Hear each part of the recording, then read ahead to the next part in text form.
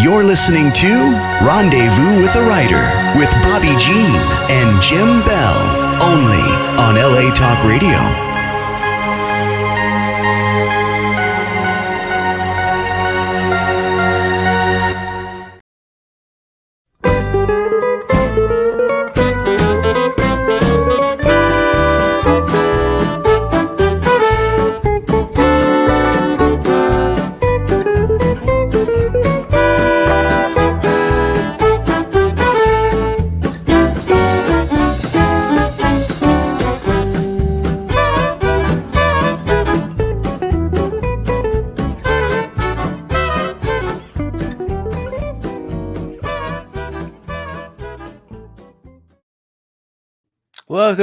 Welcome to Rendezvous with the Writer, where readers and writers meet. And story is everything. We're your hosts tonight, Jim and Bobbi Bell. And we're delighted that you're joining us again tonight, whether you're with us live or you're listening or watching the podcast shortly after tonight or down the road. We're just delighted that you're here with us. That was our opening music, a gift from the Hot Texas Swing Band, and that was Hot Texas, Alex Dormont and the Hot Texas Swing Band. And Jim, we have a special guest with us. We have a special guest tonight. Yes, we Parris do. Afton Bonds. Welcome, Parris. You have to use your imagination. If you're watching, Parris is that circle right there. Hola, buenas noches. Good evening. Good evening. So, Parris, are you dancing on sunshine right now? Boy, it's hot sunshine. It was 109 degrees today. Oh my gosh. Oh my goodness. Well, I know that we don't necessarily know where you're calling from. Obviously, someplace hot. Yeah.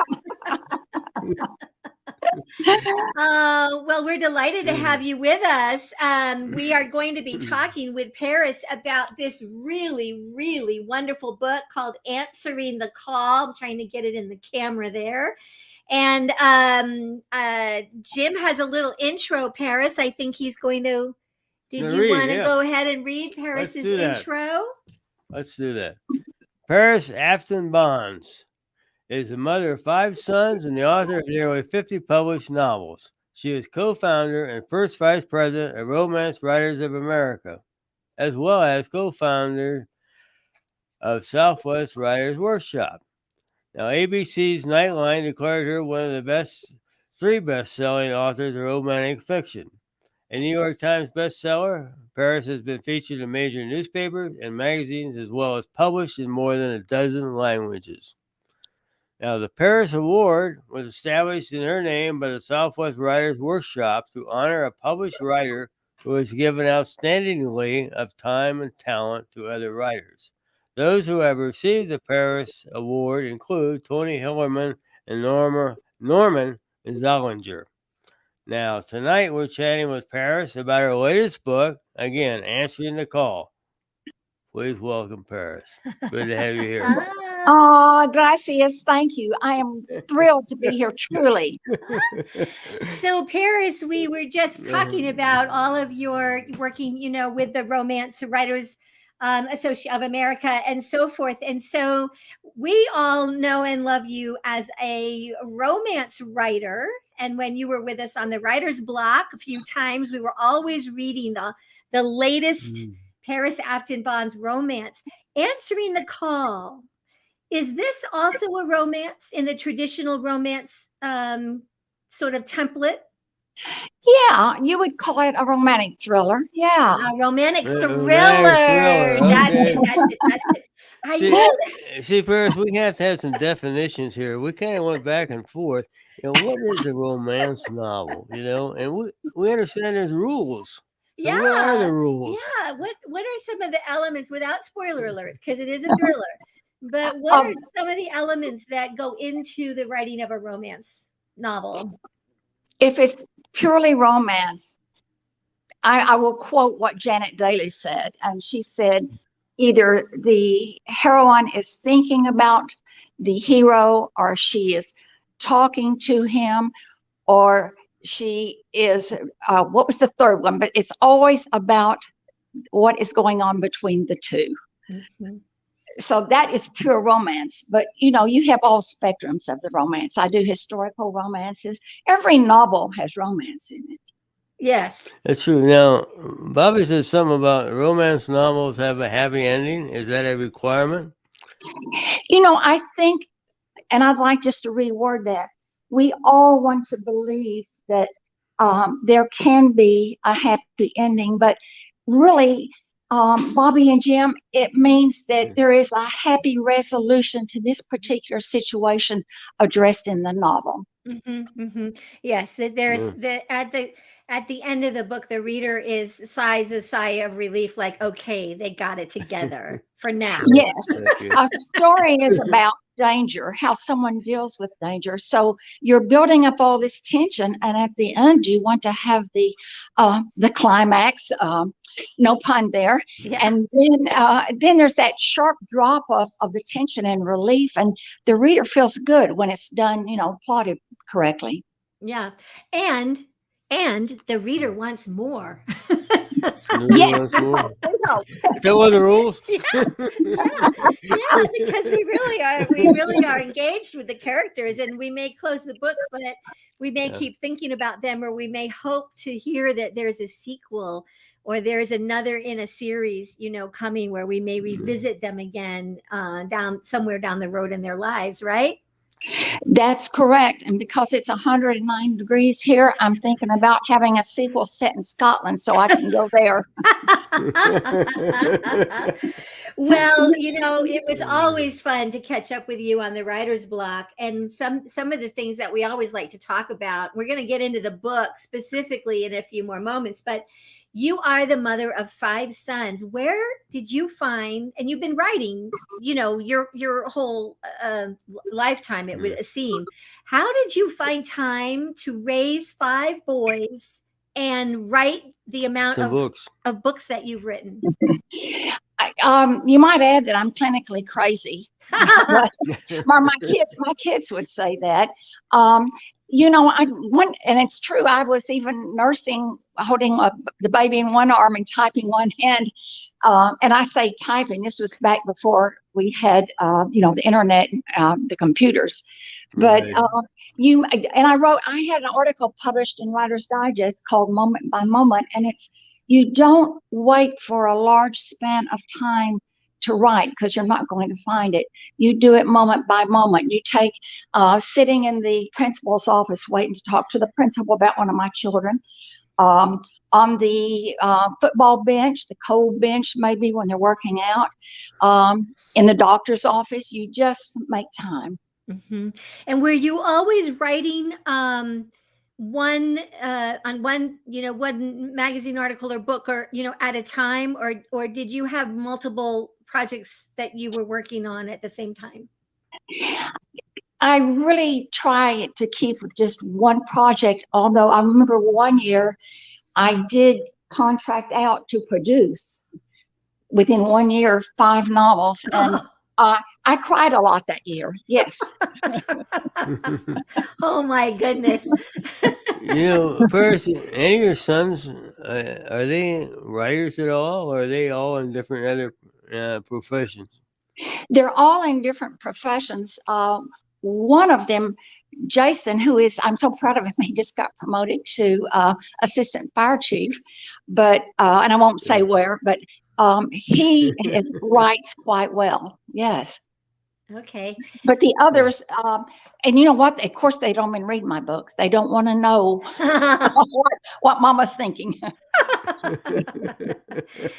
You have to have seen a lot of changes in publishing over the years. Oh my gosh, yes. Starting with even writing, we would write on typewriter paper with onion skin and carbon paper. And that was one change, just moving on to computers. But also with the ebook, with the digital book, huge, huge changes.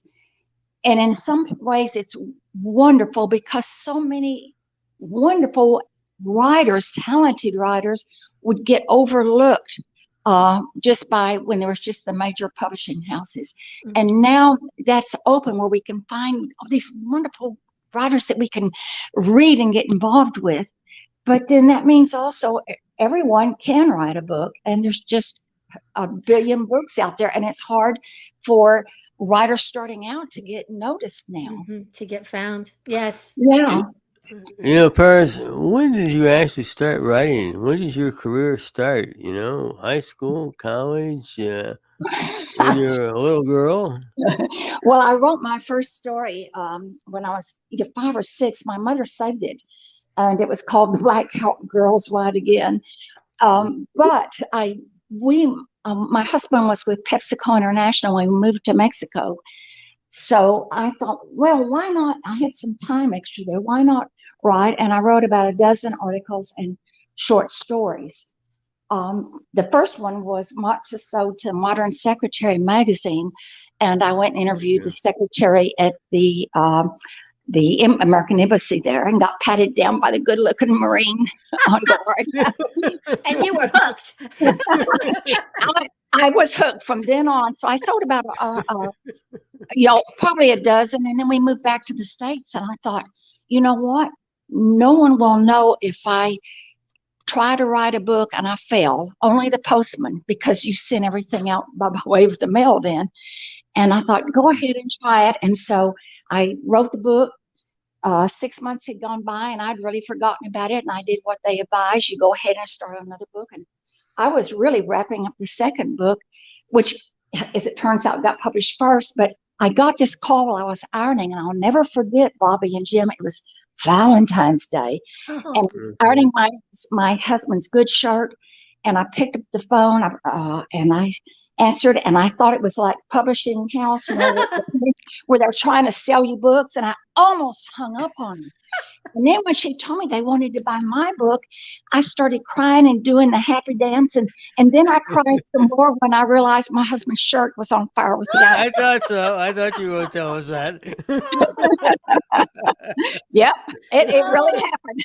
That's funny. So it's interesting that you were in Mexico and that your husband worked for PepsiCo, because this book that we're talking about, I'm going to hold it up to the camera again, Answering the Call, our main character, Lauren, and we're going to have you talk a little bit about her decision. But she, earlier in her career, she works for PepsiCo, I believe. And Yes, she makes a decision to go where? To Mexico. To Mexico. I was wondering where were we going with this one.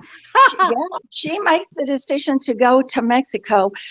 Maybe I want to put out a caveat that not everything that Lauren did in this book, I didn't do everything. But yeah, so that's what Parris did too. Yeah. We should have a little quiz that we could put online, true or false, and then list things that Lauren, that what Parris and Lauren, what things, did they do this? Did they? Oh golly, please no.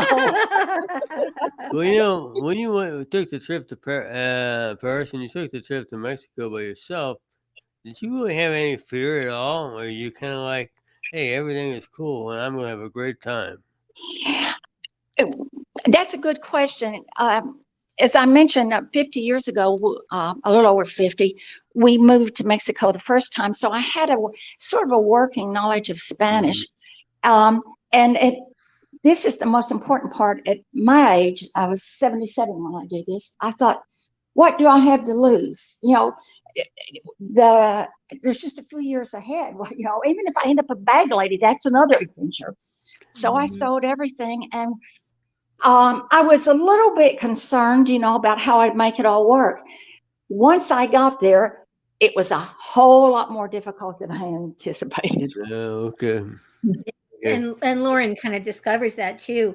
We are going to take a very brief little spot here to let our readers and our audience know where they can find Answering the Call and all of the books from our guests on Rendezvous with a Writer. And when we come back, Parris is going to read a short section from Answering the Call, and then we are going to talk about Lauren and David and Couple Renita blind guys and all kinds of characters. So stay tuned. Don't go away. We'll be right back.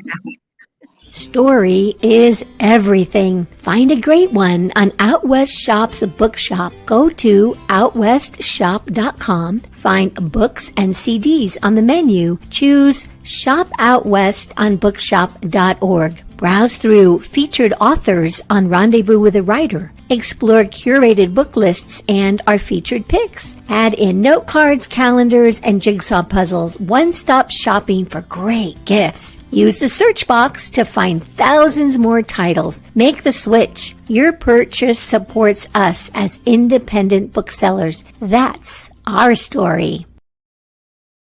Welcome back. Welcome back to Rendezvous with a Writer. Our special guest tonight, Parris Afton Bonds. Answering the call is the book, right? The call is the book.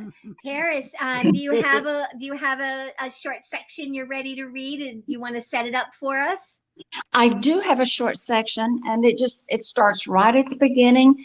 I would like to say again, just to remind the listeners, I did not do everything Lauren did in this book, but I will say I experienced a lot of the feelings Lauren did. So here we're starting out with the feelings that generate this final decision to take the plunge and answer the call to adventure. And let's see here. There has to be an easier way. The words slipped unbidden and aloud over Lauren Hilliard's lips. Each morning as she showered, or sometimes earlier when groping to shut off the alarm, the phrase audaciously intruded. Still, its daily surfacing never failed to take her by surprise. Naturally, her mind would be fixated on that day's demands. They centered around a monotonous routine, dominated by her older daughter's psychotherapist practice, which Lauren managed. Wake, go to work, return home, go to bed and read a while, go to sleep, or not, it was more often the case these days. Occasionally, lunch or an outing with friends or family interrupted that regimen. For how long now had these words gone on? There has to be an easier way, leaking in and out of her consciousness first thing in the morning. 2 or 3 years? Something within her insisted there had to be more meaning to life. She was aware that life was continuing around her, yet participate though she did, she in no way felt part of life. She was not clinically depressed, as her daughter Renita might label it, just apathetic. She tried meetups, book clubs, Spanish classes, hiking expeditions, choral groups, and more. Nevertheless, she invariably felt as if she did not belong anywhere anymore. For over a year, she had volunteered a couple of evenings or weekends at Houston's MD Anderson Cancer Center.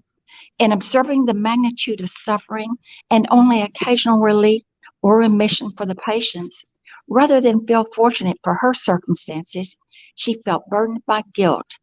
Guilt because she had so much, yet felt so alone, so bereft.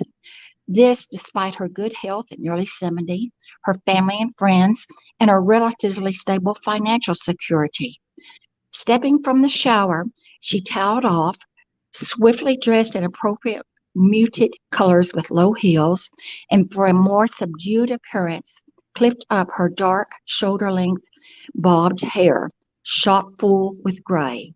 Lastly, she lightly swiped on the requisite makeup for the working woman of a certain age, mascara, a deft brushing of rouge, and a smudge of pale matte lipstick. Nothing vivid to attract awareness to her frame, no longer sleek, nor to the faint wrinkles amassing around her eyes, the marionette lines recently evidencing at both sides of her mouth, and the faltering flesh at her once firm jawline.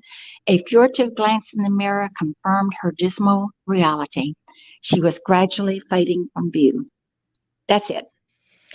That's such a powerful opening, and I know it engaged me immediately, and partly Parris because I am of that age of Lauren or close to, And as I read that, I almost felt like a heat through my cheeks, because I was recognizing that in many ways that's me, and that's probably a lot of us at this age. And I would think men too. When you read those words, or as you listen, is there just some things there that Well, you there were could relate a to? couple of times I thought, I'm really starting to feel old. If Warren doesn't quit talking about being old.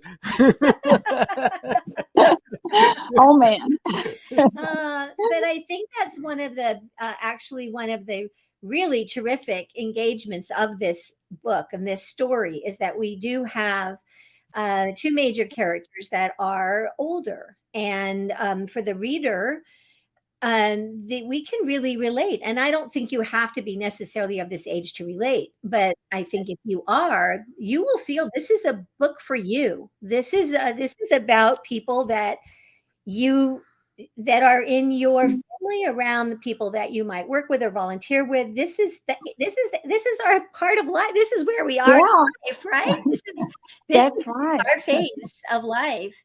And Well, we got two themes here. One, we got a lady that's obviously we have a lady that's aging, and that's an Yeah. issue in itself, just aging. But it's also she's running out of time. There's got to be more things to do in life, and she's not getting them done.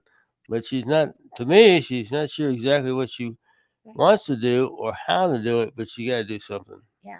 Right. She is. And that's right. You get pushed to the edge. She's floundering, and then finally something happens that pushes her to the edge to answer the call to adventure. And that is the theme of the book, that we're never too old to answer the call to adventure, to have a grand experience. Mm-hmm.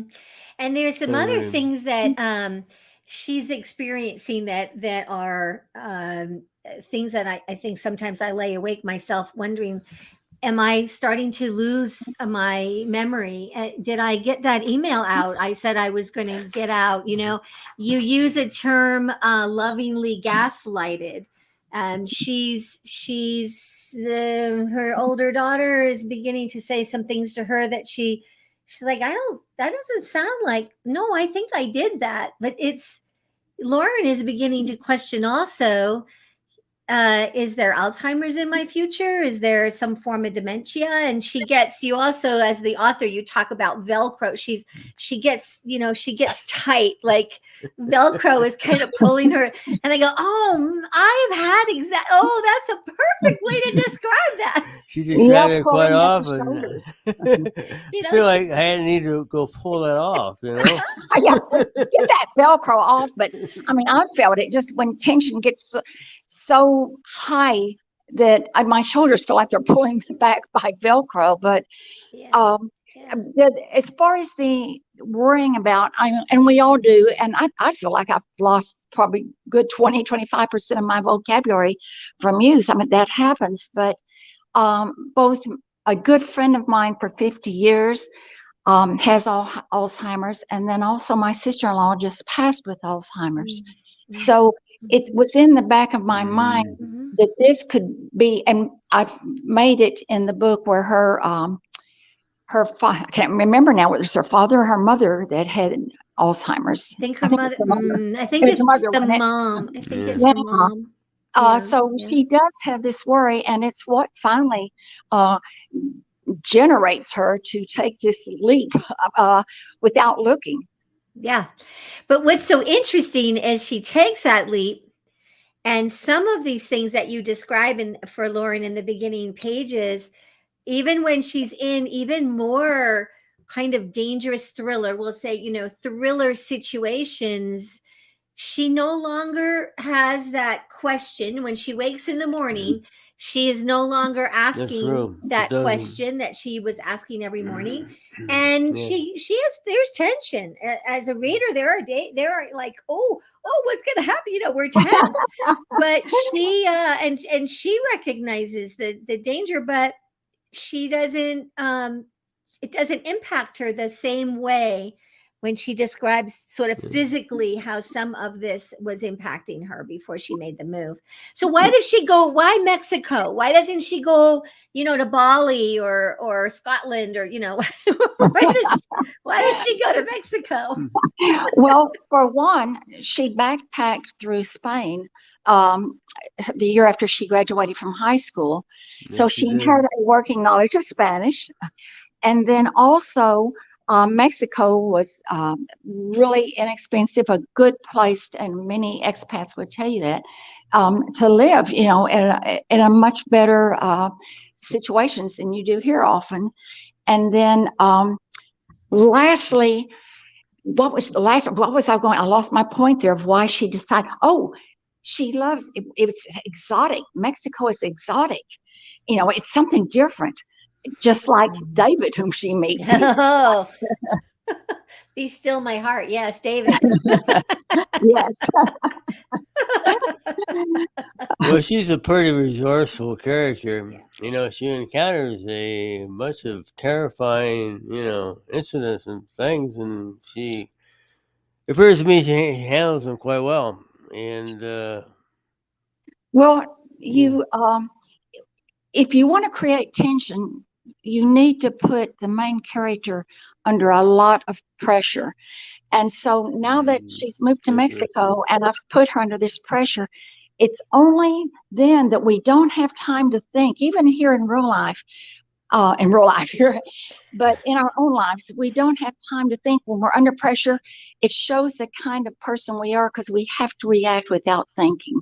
Mm-hmm. So that's what I wanted to do, to show what her essence was, despite her fears. Mm-hmm. Mm-hmm. Her daughter, Renita, that she's been working in her medical office for 20 some years. I would hope that if one of my parents had said, "That's it, we're going to Mexico," I would have said, "Go for it." And now we have a place to go vacation, but that is not her daughter's response, is it?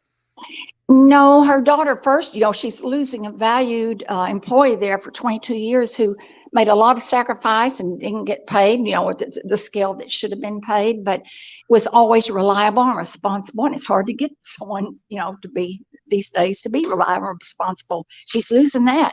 But then Renita, the daughter, has a lot of, the psychotherapist, has a lot of built up anger, and she has her own issues that are slowly coming to the forefront. Mm-hmm. Yes. I don't want to divulge. No, I know we don't. But she is not happy that mom has taken 2 suitcases and packed them and got out of town. She's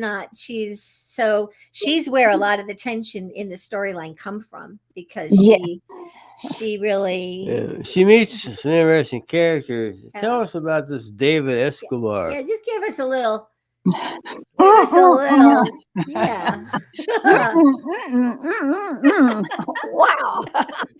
Well, I'm going to talk from a writer's point of view, yes. Because, and it's sort of deviating from your question, but I'll come back from it. They say when you're writing about a character, you should know everything. You should know what kind of ice cream he prefers, what time he wakes up, what he reads, on and on.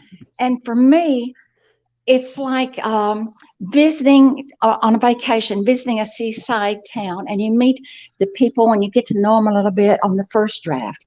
The next year and next summer, you go around and you know more about them and you become friends.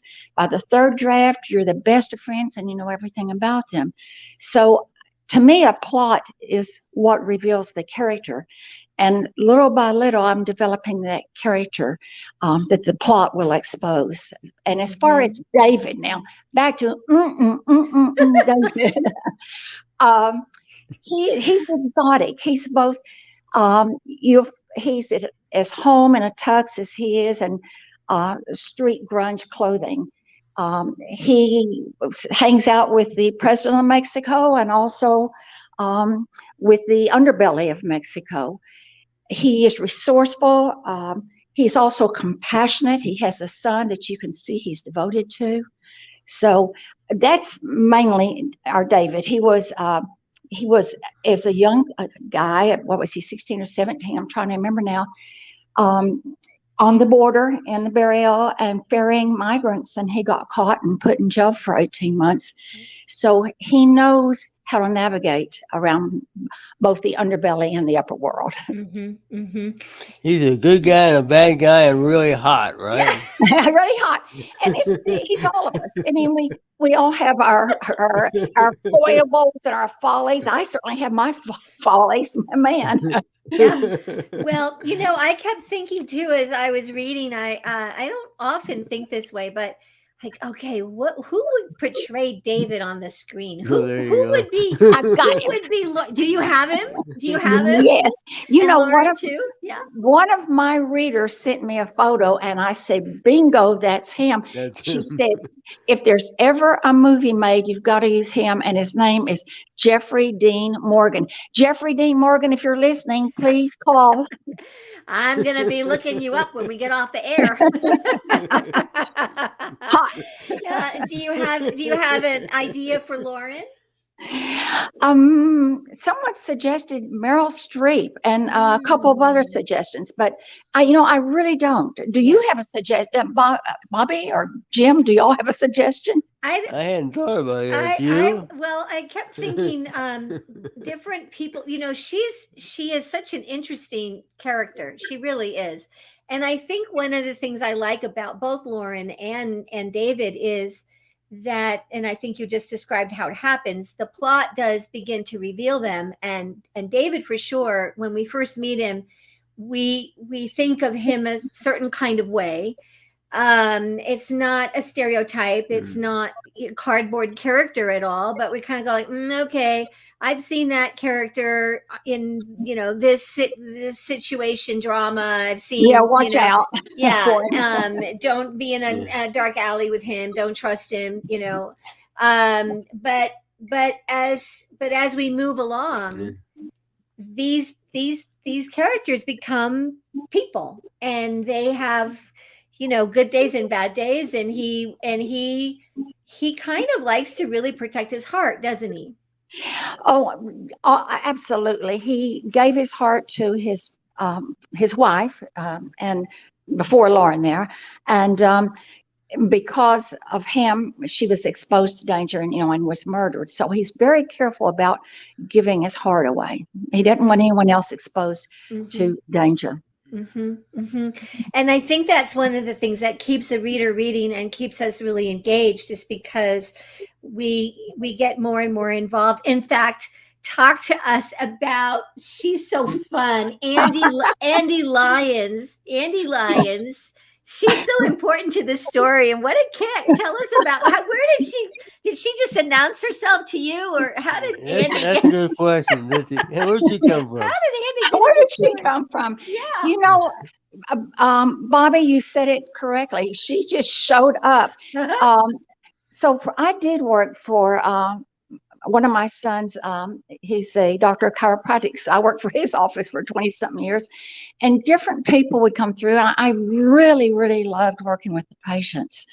And so she's a conglomeration, but she showed up, and I thought I was just going to use her for one scene just to get some certain things accomplished in that scene to move it forward.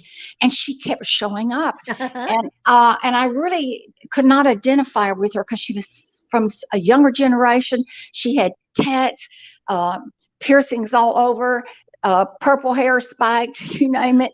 And I had to get her out of the picture, but she insisted and she stayed, and I came to love her. And so you think she should be in the sequel, huh? Oh, I think there's a whole series with her. Yeah, and she's a hoot. She's really important to the story. Now, when in the section you read aloud, you describe how Lauren gets dressed and, how what she wears, office appropriate. Andy's in the same office, and you just shared with us a little bit about Andy, which is just a total reversal.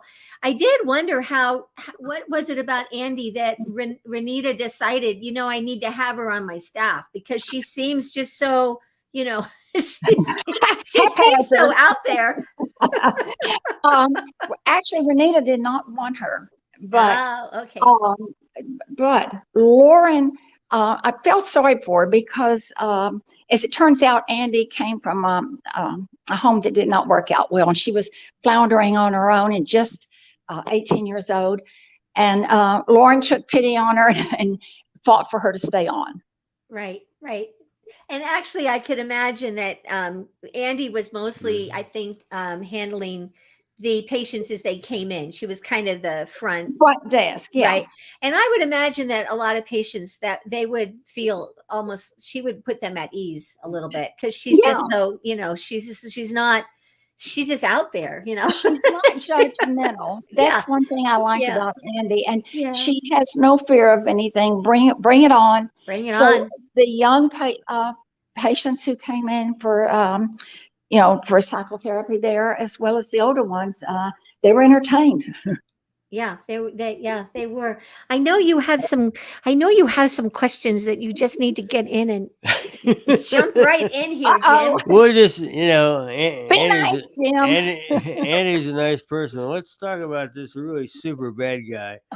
Hunchback, macho, nacho. You do want to bring him up, okay? We call him a sicario, like a hitman or assassin. Yeah, a hitman, and he is in writing. I don't know if you've heard of this book. It's the hero's journey. I'm sorry, the writer's journey. You need.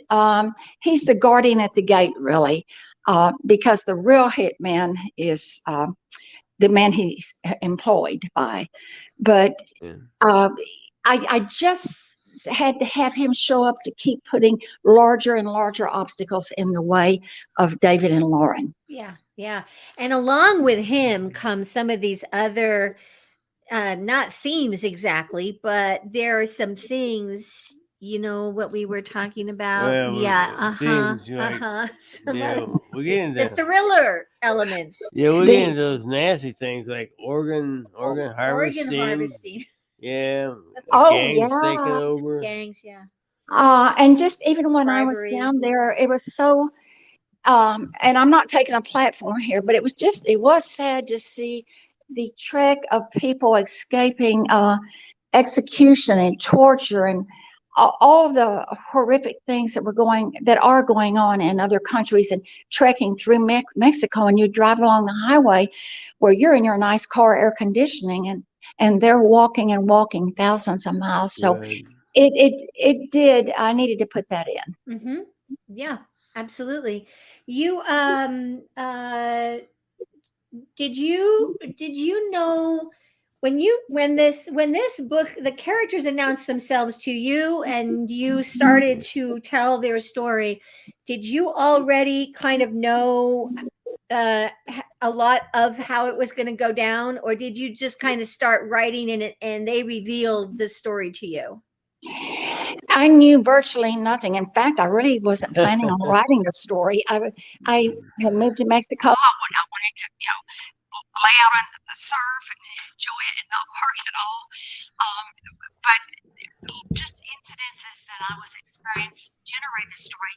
But I did not know what was going to happen next. And in most of my stories, I really don't have a tight plot, but I know that I have the major, the protagonist, the antagonist, their goals, whether they're mutually exclusive or not.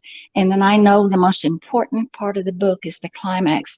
So I have those three things in mind. And when I moved there and I saw that aqueduct, I thought that's got to be at the climax. Right. And you do take us through some really lovely, I knew you had to be doing some research while you were there. We go to a vineyard, I think. They have a lovely, and some other places. So so those scenes, we know that we are seeing through the author's eyes and memory what you experienced when you, like, especially that aqueduct. Yeah. I searched far and many times at that aqueduct to find a tree that would suit my needs. That's all I'm going to say. Yeah. And you found one. Yes, I did. I've got a photo of it. Yeah. You didn't write it into the story. There is really one there. Yeah. Yes. Yes, yes, It is. yes. Do you have a favorite place that you like to write?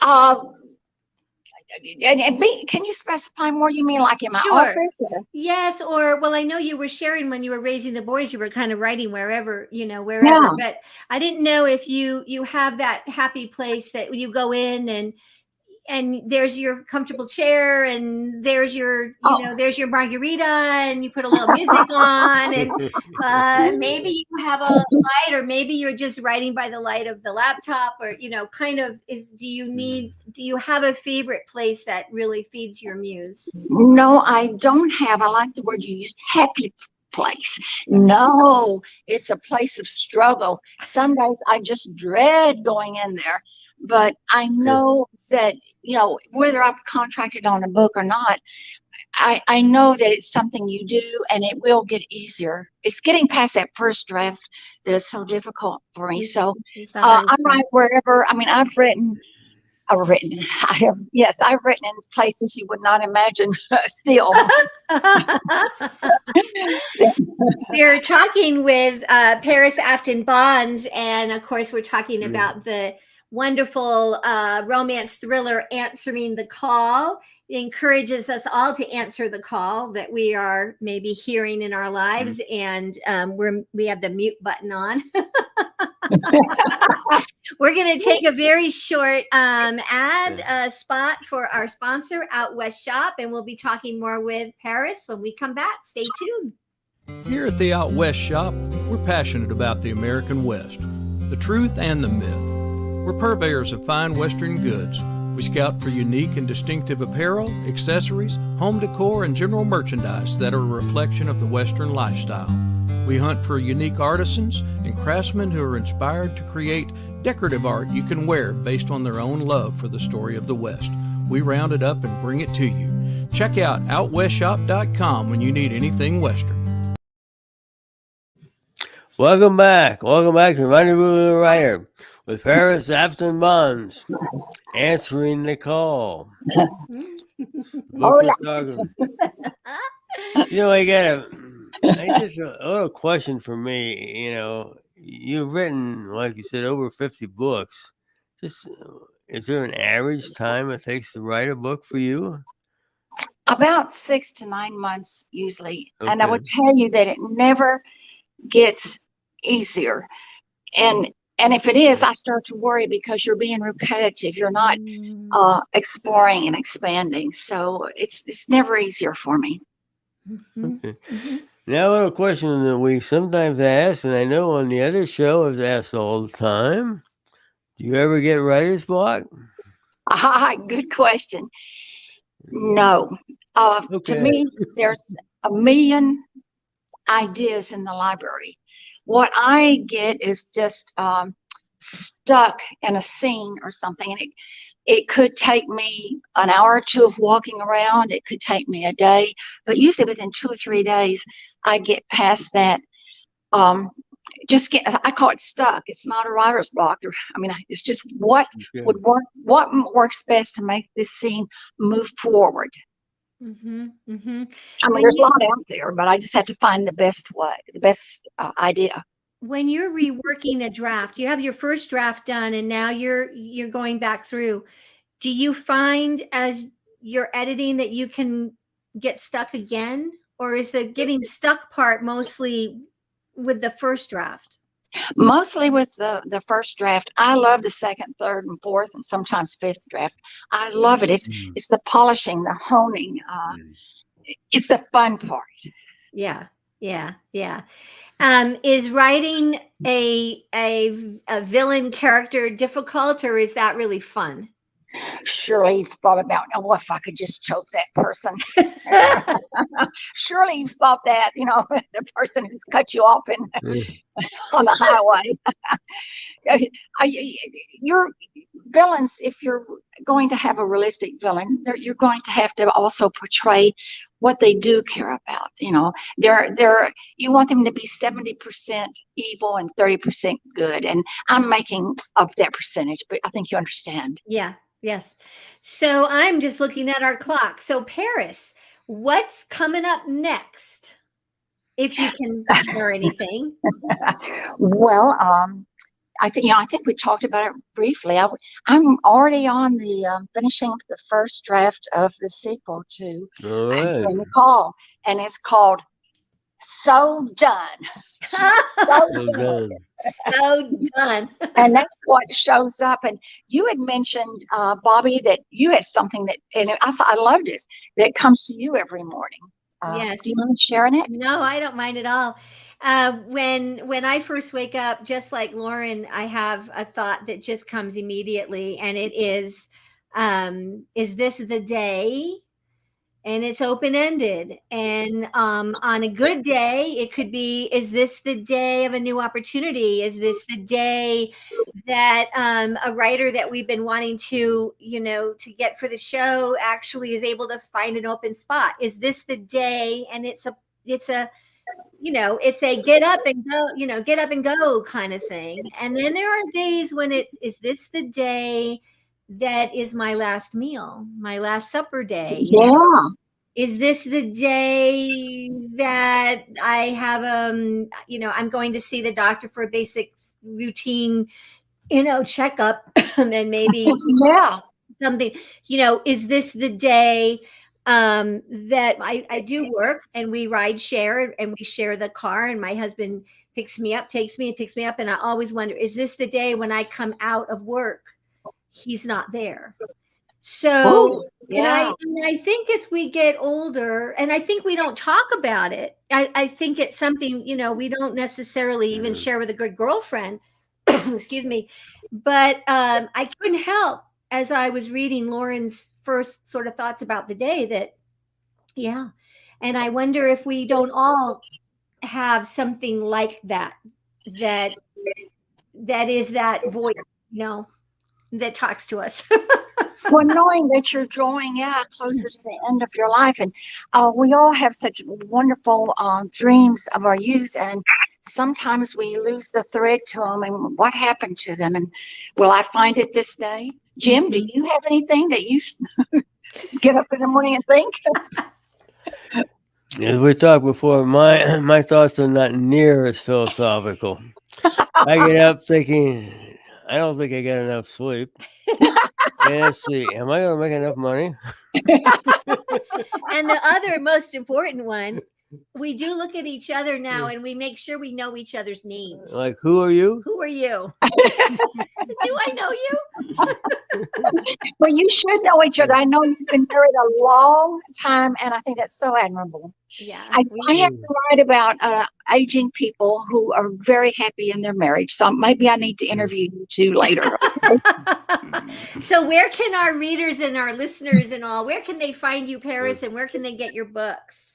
Well, my books are available everywhere that books are sold, both online and in bookstores. And I'll deliver a book if you'll order it. I'll come and deliver it, just like DoorDash does. Okay. Oh yeah. We want that.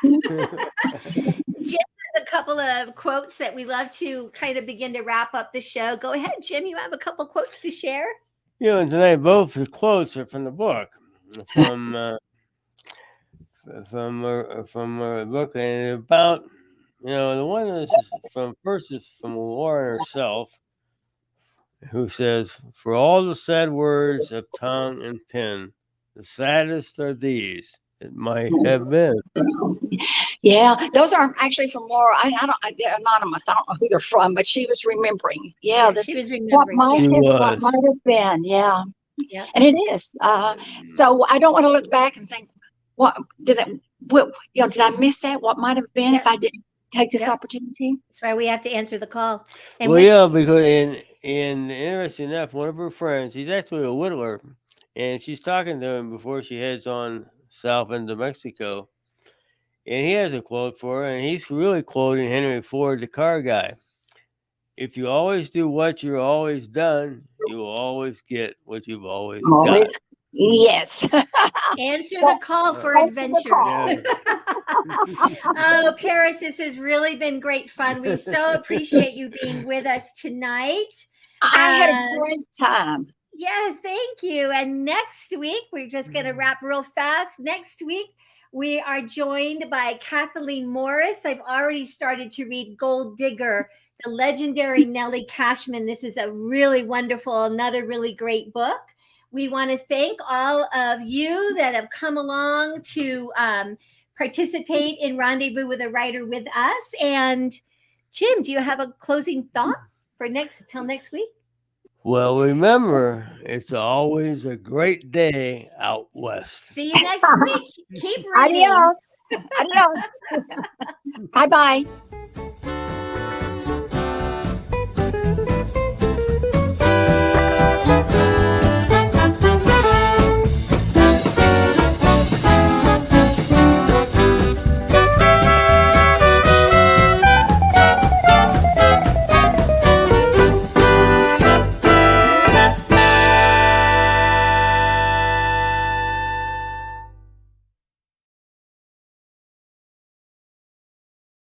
You're listening to Rendezvous with the Writer with Bobbi Jean and Jim Bell, only on LA Talk Radio.